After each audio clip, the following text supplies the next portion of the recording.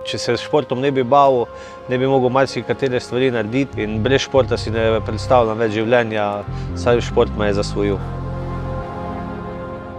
Do te točke, da sem se začel baviti športom, sem prišel tako, ker nisem nič počel in potem se zagledaš v sebe in veš, da tako ne gre več naprej. Najbolj bistvo je pa bilo, ko sem film pogledal in se je nek športnik poškodoval in sem videl, da gre na paraolimpijske igre. In sem takrat sestri rekel, jaz grem na paraolimpijske igre in to je bila ta točka, ko se je začelo vse. Zadnje leto korona, bom tako rekel, za nekaj je dobra bila, za nekaj ne.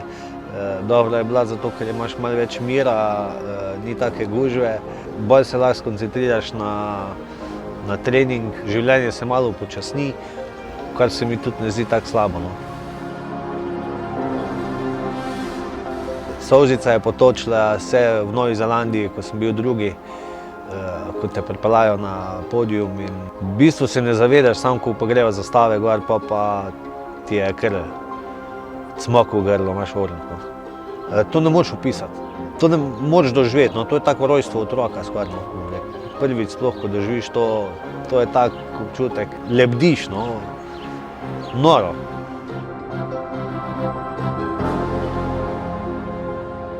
Moj trener je poseben zaradi tega, ker v življenju imaš določene prelomnice in ko sem se znašel spet ponovno v kotu, on ni obupal nad menoj, smo spet začela delati na novo in v tem je njegova velika prednost, pa tudi išče rešitve, ko se pojavljajo problemi.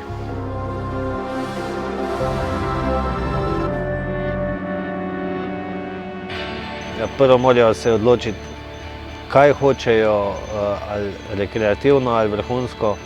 Mislim, da je v redu, da prvo, kar naredijo, da vsaj 14 dni probajo vrhunsko se baviti športom, pa se zamislijo, ali je to za njih ali pa ne. Bi pa rekel, da rekreativno se pa le ne bavijo z njim. Predan moraš biti temu športu, ki ga izbereš. Če nisi predan, vprašanje, če boš uspel.